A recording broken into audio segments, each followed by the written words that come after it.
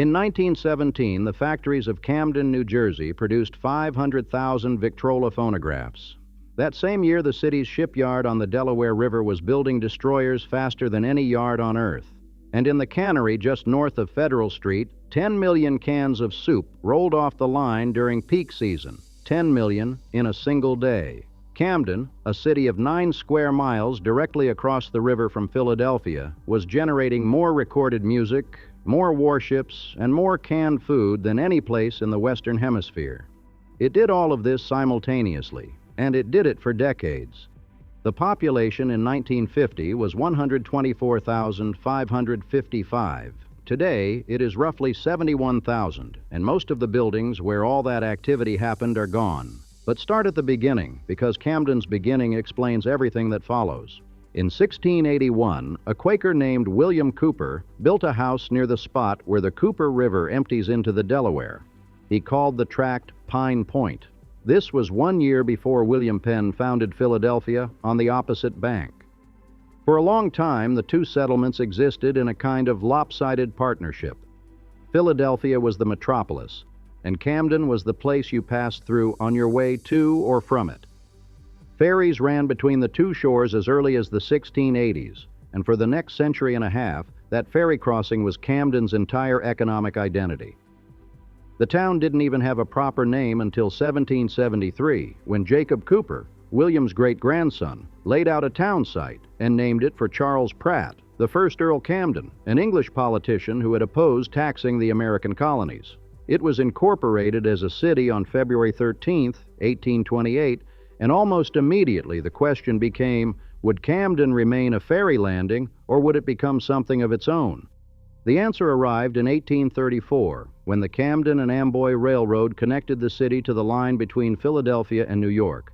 Suddenly, Camden wasn't just a crossing point, it was a junction, a place where river traffic met rail traffic, and the logic of that geography attracted industry the way a river mouth attracts silt. By 1860, the population had reached 14,358. By 1880, it had nearly tripled to over 41,000. Immigrants poured in from Ireland, Germany, Italy, Poland, drawn by the promise of factory work. The old Quaker ferry town was becoming an industrial city, and it was doing so with startling speed. The first major manufacturer to stake its claim was Richard Estabrook, who opened a steel pen factory at the foot of Cooper Street in 1858 with just 15 workers. This was the first steel pen factory in the United States, a detail worth pausing over because it tells you something about Camden's ambition even then. Estabrook didn't choose New York or Philadelphia. He chose Camden because the labor was cheaper, the river was right there for shipping, and the city was hungry for exactly this kind of enterprise. Within a few decades, the Estabrook plant employed 450 workers and produced 600,000 pens a day. A second pen manufacturer, C. Howard Hunt, opened at 7th and State Streets in 1900, with 125 workers of its own. For a time, Camden was the pen capital of the country, which sounds quaint now, but represented real money and real prestige. In 1940, an Estabrook pen and pencil set cost about $5. Today, those pens turn up in antique shops, prized by collectors who know that each one was shaped in a factory that sat at the foot of a street, named for the family that founded the city. But something else was growing along the waterfront that would dwarf the pen business entirely. Then came the soup. In 1869, Joseph Campbell, a produce merchant who was often seen on the streets of Camden peddling fresh fruit from a cart, partnered with Abraham Anderson, a manufacturer of ice boxes, to form Anderson and Campbell. They canned tomatoes, vegetables, jellies, and mincemeat. Anderson left in 1876, and Campbell renamed the business the Joseph Campbell Preserve Company. It was a modest operation, one factory, a handful of products, a regional customer base. But in 1897, a 24-year-old chemist named John Thompson Dorrance walked through the door, and everything changed. Dorrance had studied chemistry at MIT and Göttingen. His uncle Arthur Dorrance was a partner in the company, and the younger Dorrance joined at a salary reported to have been just $7.50 a week. What he developed was condensed soup, a product that weighed less, shipped cheaper, and sold for about 10 cents a can, roughly a third the price of the ready-to-eat soups on the market. The competitive advantage was devastating. Campbell's could undercut every other soup maker in America, and they did. Dorrance was a perfectionist bordering on obsessive. He employed agronomists to develop the ideal tomato seed, dictated to South Jersey farmers exactly how much fertilizer to apply and when to apply it, and dispatched industrial engineers to the factory floor to observe every task a worker performed, calculate the optimal procedure, and assign a precise wage for each subtask. It was scientific management applied to a can of soup, and the results were staggering. By 1904, the company had introduced the Campbell Soup kids, those rosy-cheeked cherubs that appeared on advertisements, streetcar cards, and store displays, and the brand was becoming a national icon. By 1922, soup had become so central to the company's identity that the name was formally changed to the Campbell Soup Company. The Camden cannery turned out those 10 million cans a day during peak tomato season, fed by a network of truck farms across South Jersey that grew tomatoes specifically for the factory. The Dorrance family became one of the wealthiest dynasties in the country. Andy Warhol, decades later, would choose the Campbell's tomato soup can as his most famous subject, a piece of American commercial art so ubiquitous it had become fine art. The can he painted was designed in Camden. If you crossed the Benjamin Franklin Bridge into Camden any time between the 1930s and the late 1980s, the first things you saw were the Campbell's water towers, painted to look like enormous red and white soup cans, looming over the factory complex. They became as much a symbol of Camden as the bridge itself. Remember those towers. They'll come back later. Now, while Campbell's was perfecting its recipe for industrial-scale food production, something stranger and more consequential was happening in a small machine shop a few blocks away. In 1896, a machinist named Eldridge Reeves Johnson received a commission from Emil Berliner, the inventor of the flat-disc gramophone, to build a spring-driven motor that could play records at a constant speed without requiring a hand crank. Johnson was not a famous man. He had grown up in Delaware, been told he wasn't smart enough for college, and learned his trade as an apprentice.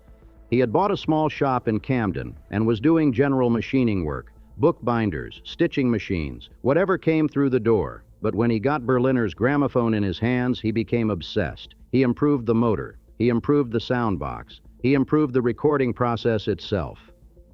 By 1901, after a tangle of patent lawsuits that would make a corporate lawyer's head spin, Johnson incorporated the Victor Talking Machine Company in Camden, New Jersey, on October 3rd of that year. What happened next is one of those American business stories that sounds exaggerated until you look at the numbers. Johnson didn't just build phonographs, he reimagined the entire business of recorded sound. In 1902, he signed the Italian tenor Enrico Caruso to an exclusive recording contract, paying royalties that were unheard of at the time, but establishing the idea that a phonograph wasn't a toy. It was a vehicle for serious art. He introduced the Victrola in 1906, a phonograph with the horn enclosed inside a wooden cabinet, turning an awkward piece of machinery with a flared brass horn into a handsome piece of parlor furniture that a middle-class family could be proud to own. The marketing was brilliant. Victor's Red Seal label became synonymous with prestige, and owning a Victrola became a marker of cultural aspiration. The VV11 floor model alone sold over 850,000 units between 1910 and 1921. By 1917, the Camden factories were producing 500,000 Victrolas a year. Johnson's personal wealth was estimated at over $37 million in 1919, more than $500 million in today's money. He had arrived in Camden as a machinist who couldn't get into college. Within 2 decades, he was one of the richest men in America, and the city that had given him his start was now, improbably, the recording capital of the world. The Victor complex grew into something that locals called a city within the city. By the mid-1910s, it sprawled across more than 10 blocks of downtown Camden, with its own rail yard and its own power plant. The crown jewel was Building 17, a Victrola cabinet factory designed by the architectural firm of Bollinger and Perot and constructed between 1909 and 1916. Rising from its roof was a 75-foot brick tower, and in 1915, the DeScenzo Studios of Philadelphia installed 4 immense circular stained glass windows in that tower, one on each face, depicting a little terrier named Nipper, head cocked, listening to a gramophone. The image was based on a painting by a British artist named Francis Barraud, who had captured his late brother's dog listening to a phonograph cylinder, as if hearing his dead master's voice. Victor had bought the American rights to the image in 1901, and it became the most recognizable corporate trademark in the world.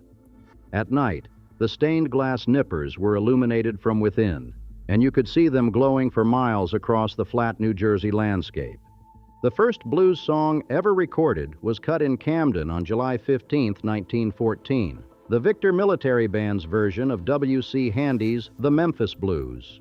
The first jazz record, the original Dixieland Jazz Band's Livery Stable Blues, was recorded in Camden in 1917. Artists traveled from all over the world to record at the Victor Studios, and the sound they made, the hiss, the warmth, the particular acoustic character of those early recordings, that sound was the sound of Camden. But industry in Camden was not limited to soup and phonographs. In 1899, a bridge engineer named Henry G. Morse founded the New York Shipbuilding Corporation. The name was a misnomer from the start.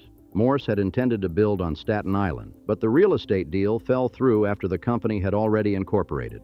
He chose Camden instead because it sat on a deep water river, had an established iron industry, and offered plenty of cheap land for expansion. Financing came in part from Andrew Mellon, and Morse brought with him a revolutionary idea. He would build ships the way Henry Ford was starting to build automobiles, with interchangeable parts and assembly line methods, in covered ways that allowed work to continue in any weather. The keel of the first ship was laid in November 1900. Morse died in 1903, but the company he founded would go on to complete more than 500 vessels over the next 67 years. Battleships, aircraft carriers, destroyers, luxury liners, nuclear submarines. Its first major passenger liner, the Mongolia, was one of the largest ever built in an American yard at that time. The list of warships built in Camden reads like a history of the American Navy. The battleships Michigan, Utah, Arkansas, Oklahoma, Colorado, and Idaho. The aircraft carrier Saratoga, originally laid down as a battle cruiser and converted during construction. The cruiser Indianapolis, which would later carry components of the atomic bomb to Tinian Island before being torpedoed in the most famous naval disaster of the Pacific War. The aircraft carrier Kitty Hawk, a 60,000-ton vessel that would serve for 40 years from Vietnam through Operation Iraqi Freedom. And in 1959, the NS Savannah, the world's first nuclear-powered merchant ship, launched from the same waterfront where William Cooper had built his Quaker farmhouse nearly 3 centuries earlier. During World War I, New York Ship expanded so rapidly that the surrounding housing market collapsed under the weight of the new workers flooding in. The War Department's answer was Yorkship Village, a planned community of roughly 1,000 brick homes, designed by the architect Electus Darwin Litchfield, who modeled it on English Garden City principles.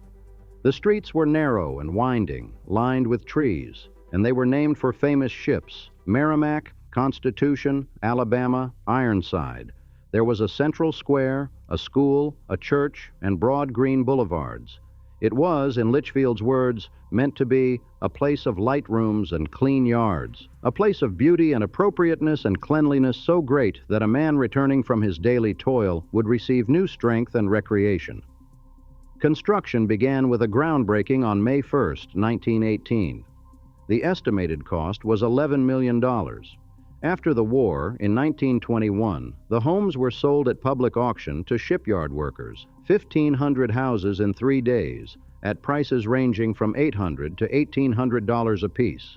The village was renamed Fairview in 1922, and it still stands today, still recognizably the same planned community, its circular street pattern still visible on any map. It has held together better than almost any other neighborhood in Camden, a fact that urban planners have been studying for decades.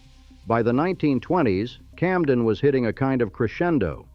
The population had reached 116,309 in the 1920 census.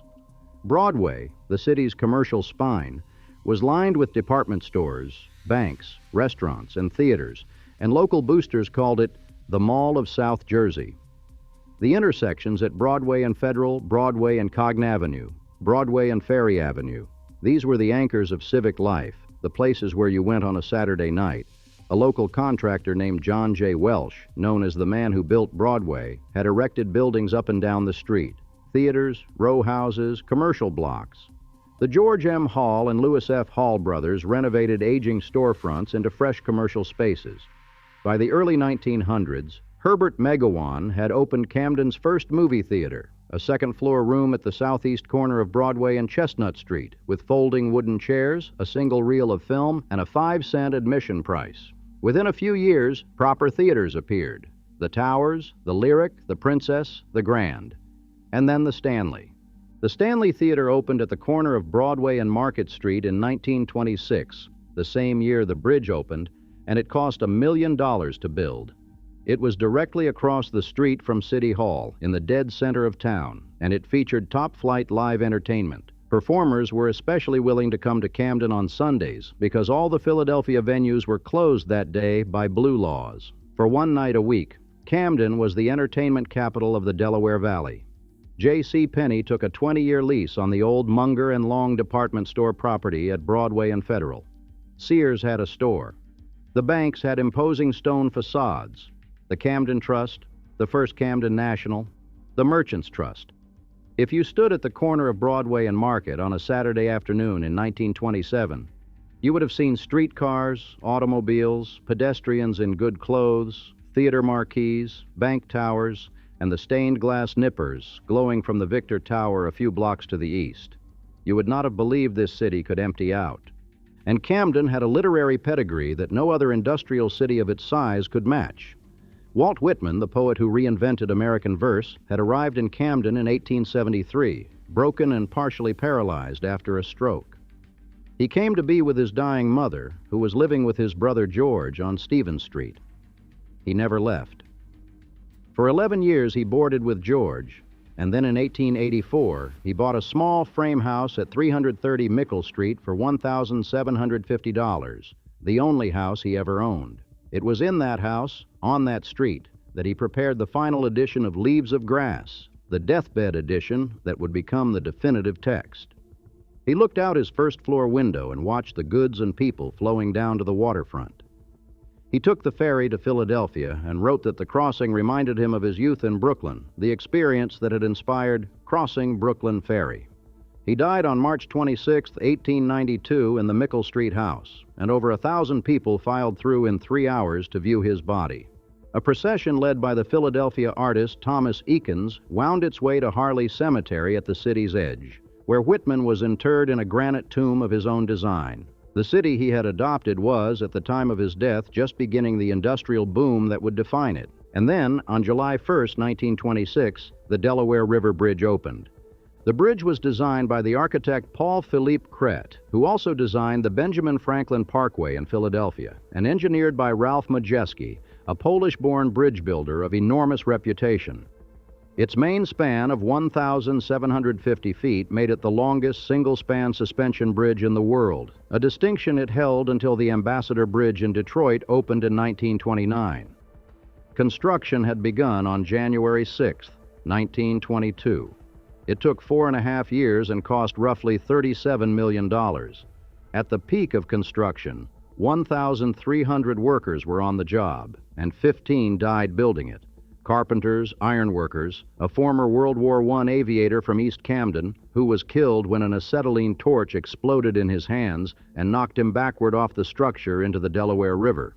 The toll was 25 cents for a car, 15 cents for a horse and rider, 30 cents for a horse-drawn carriage. On opening day, July 1, 1926, more than 25,000 people attended the ceremonies, and an estimated 100,000 walked across the bridge before it opened to vehicles, including an 87-year-old Civil War veteran. President Calvin Coolidge arrived 4 days later for the formal dedication, crossing over from the Philadelphia Sesquicentennial Exposition. Camden celebrated. The city's boosters proclaimed that the bridge would make Camden a second Brooklyn, a once independent city whose connection to a larger metropolis would only increase its stature and prosperity. They envisioned a greater Camden that would absorb the surrounding towns and dominate South Jersey. The bridge was included in the original design with tracks for the city's streetcar system, which was supposed to run across the river and into an underground terminal on the Philadelphia side. None of it happened. The streetcar tracks were never used. The Public Service Corporation of New Jersey never ran a single car across the bridge before abandoning the Camden streetcar system entirely in 1932.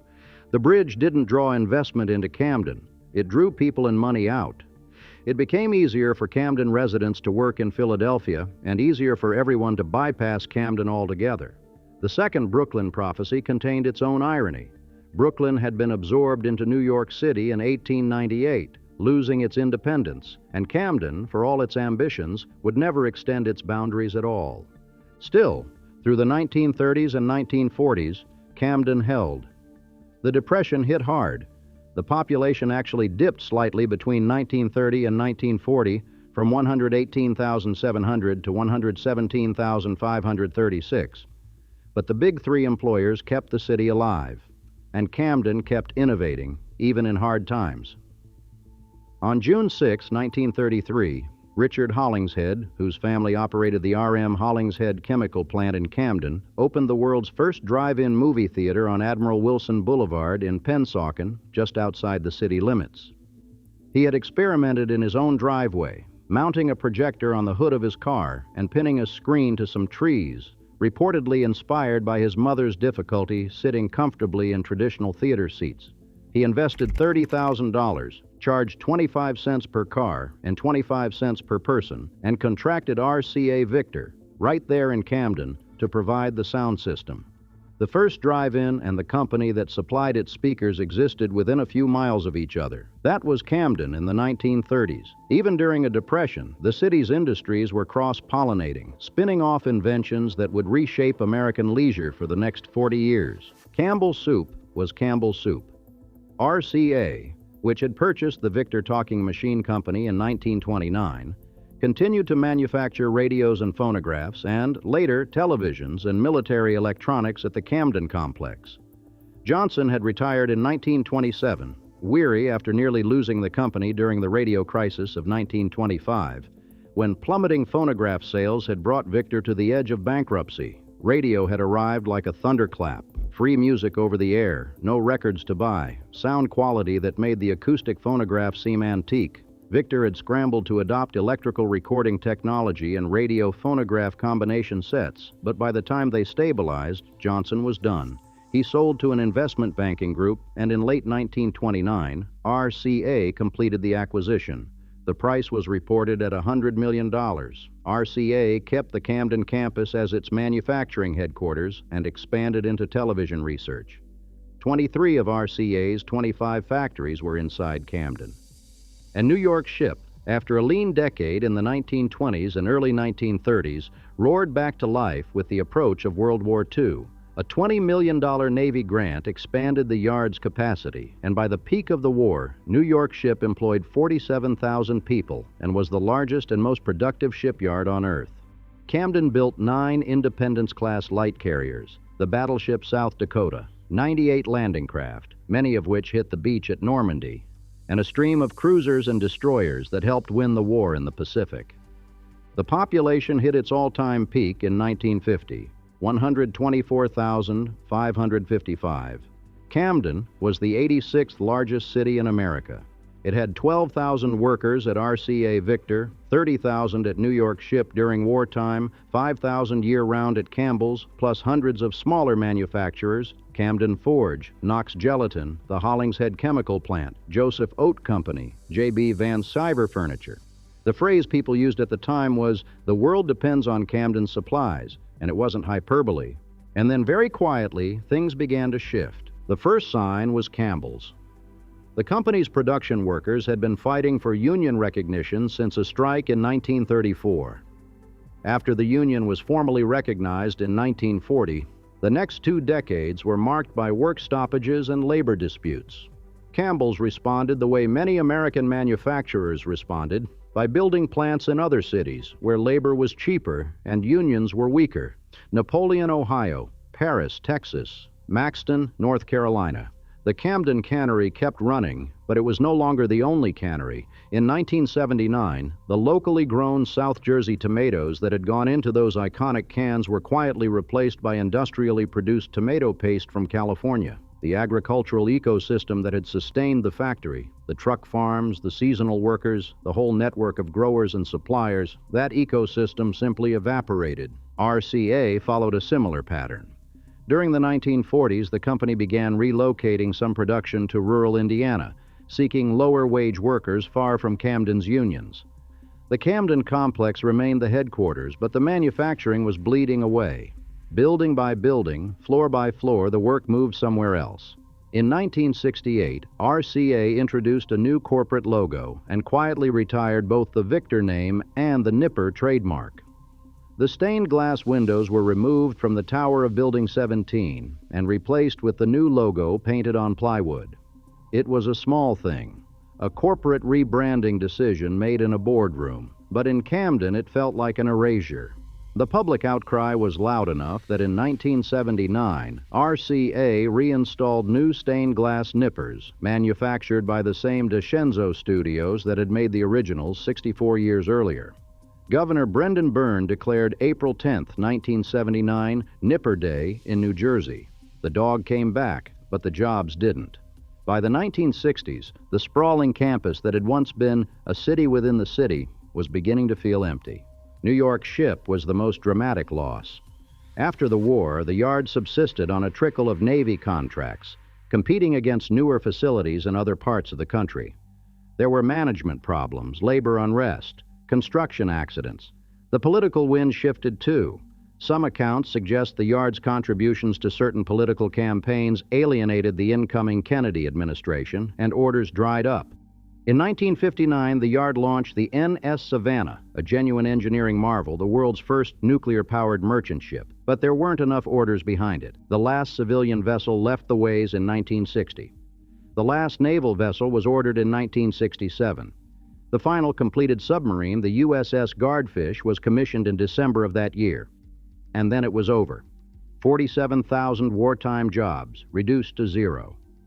The yard's site became the Port of Camden, handling bulk cargo, scrap metal, cocoa beans, plywood. The covered ways where they had built aircraft carriers were torn down. A shipyard that had helped win 2 world wars was handling freight. Meanwhile, something was happening in the farmland east of Camden that would prove just as consequential as any factory closing. In 1961, the Cherry Hill Mall opened in what had been Delaware Township, a sprawling enclosed suburban shopping center with well-lit parking lots and reportedly babysitting services. It was one of the first enclosed malls on the East Coast, and it was designed, explicitly, to be everything that downtown Camden was not: new, clean, air-conditioned, easy to reach by car, surrounded by space. Cherry Hill's property values climbed, Camden's fell. The department stores that had anchored Broadway, the Sears, the J.C. Penney, the local merchants, began to calculate the math differently. The customers were out there now, in the suburbs, and the stores followed them. White-collar companies and their employees followed suit, leaving for newly constructed office parks along the highways that now crisscrossed what had been farmland a generation earlier. The suburbs didn't just attract Camden's shoppers. They attracted its tax base, its professional class, and eventually its identity as a place where things happen. By 1964, there were only 4 movie theaters still open in Camden: the Stanley, the Savar, the Midway, and the Arlo. Think about that for a moment. A city that had once supported dozens of theaters, vaudeville houses, and Nickelodeons, that had hosted acts on Sunday nights that couldn't play anywhere else in the region, was down to 4 screens. The Stanley, that $1 million palace from 1926, was razed in 1965 to make way for a Holiday Inn. The Holiday Inn was never built. The site became a parking lot. The ground where Carole Lombard had flickered on the screen and live orchestras had played for Sunday crowds was paved over and striped for cars, and the cars didn't come either. The population numbers tell the rest of the story in the starkest possible terms. From 124,555 in 1950 to 117,159 in 1960 to 102,551 in 1970 to 84,910 in 1980. The people who left were overwhelmingly white and middle class, following the jobs and the shopping and the schools to the suburbs. The people who stayed were overwhelmingly black and Puerto Rican, and they inherited a city whose tax base was collapsing at the same moment its needs were greatest. In the 1980s, the Esterbrook Pen Factory, the first steel pen factory in America, the one Richard Esterbrook had opened in 1858, Moved to an industrial park in Cherry Hill after the Federal Area Redevelopment Administration refused to classify Camden as a depressed area, which meant the company couldn't get federally supported financing to stay. By 1969, the company had merged and ceased operations entirely. 600,000 pens a day, and then nothing. Campbell's shut down the Camden Cannery in 1991. The factory was demolished. The water towers, the red and white soup can towers that had greeted every driver crossing the bridge for half a century, came down. The company kept its corporate headquarters in Camden, and roughly 1,200 white-collar workers continued to report to the campus on the banks of the Cooper River. But the cannery workers, the seasonal laborers, the truck drivers hauling South Jersey tomatoes, all of that was memory. General Electric, which had absorbed RCA in 1986, vacated the Camden complex in 1992. The Nipper Building, Building 17, the old Victrola cabinet factory with the stained glass terrier in its tower, sat empty for a decade. Vandals broke the windows. Rain got in. The building that had once housed the most productive phonograph factory on Earth was placed on Preservation New Jersey's 10 most endangered sites list in 1997. Most of the other buildings in the Victor complex were simply demolished. The city declared bankruptcy under Mayor Milton Milan. $60 million in state aid flowed in, and the state assumed control of Camden's finances. Various revitalization efforts came and went: an aquarium on the waterfront, a minor league baseball stadium, tax incentives to lure corporations back. In 2003, the Nipper Building was converted into 341 loft apartments by a Philadelphia developer at a cost of $65 million, and the stained glass windows were restored. The building is now called the Victor. Camden today is a city of institutions. Rutgers University Camden, which started as a law school in 1926, the same year the bridge opened, occupies a significant piece of the downtown. Cooper University Hospital and Virtua. Our Lady of Lourdes Hospital are major employers. The eds and meds sector accounts for roughly 45% of Camden's total employment. The Philadelphia 76ers built a training complex on the waterfront. Campbell's, now called the Campbell's Company, after a 2024 rebranding to reflect its portfolio of Goldfish crackers and Pepperidge Farm products, still maintains its world headquarters in Camden. But the neighborhoods between these anchor institutions remain what they have been for decades. Blocks of row houses built for workers who no longer have factories to walk to, interspersed with vacant lots where buildings used to stand. The street grid is the same grid that was laid out in the 19th century. The addresses are still there. What's at those addresses has changed. On Mickle Street, now renamed Martin Luther King Jr. Boulevard, the small frame house at number 330 still stands. Whitman's house, the only one he ever owned. The street he watched from his front window is quieter now than it was when the goods and people flowed down to the waterfront. The house is undergoing renovation, closed to visitors until the fall of 2026. But the tomb he designed at Harley Cemetery is still there, and so is the line chiseled around the top of City Hall: "In a dream, I saw a city invincible." Fairview, the old Yorkship Village, still holds its shape. The winding streets, the brick duplexes, the central square named for the shipyard that no longer exists. The streets are still named for ships: Merrimack, Constitution, Alabama. In 1998, the American Planning Association recognized it as the best of the 55 housing developments undertaken by the federal government during World War I. It has resisted the decline that consumed the rest of the city, and urban planners study it the way doctors study patients who survive what kills everyone else. And down on the waterfront, at the site where New York Ship once launched battleships and aircraft carriers, the Port of Camden handles bulk cargo. The old graving dock caisson, the massive gate that sealed the dry dock where they built and repaired ships, was transferred to the former Philadelphia Navy Yard, where it's still in use. The USS New Jersey, a battleship that was not built in Camden but was named for the state, is moored at the waterfront as a museum ship. It arrived in 2001 after a $7 million renovation. If you drive across the Benjamin Franklin Bridge today, the bridge that turns 100 in July 2026, you can still see the tower of the Nipper Building on the Camden side, the stained glass windows glowing when the light hits them right. The building is full of apartments now, and the dog in the glass is listening to a machine that nobody manufactures anymore, made by a company that no longer exists, in a city that once called itself invincible. The tower is 75 feet tall, and from certain angles, at certain hours, it's the only thing on the Camden skyline that looks the way it was designed to look. The rest of the view is lower than it used to be,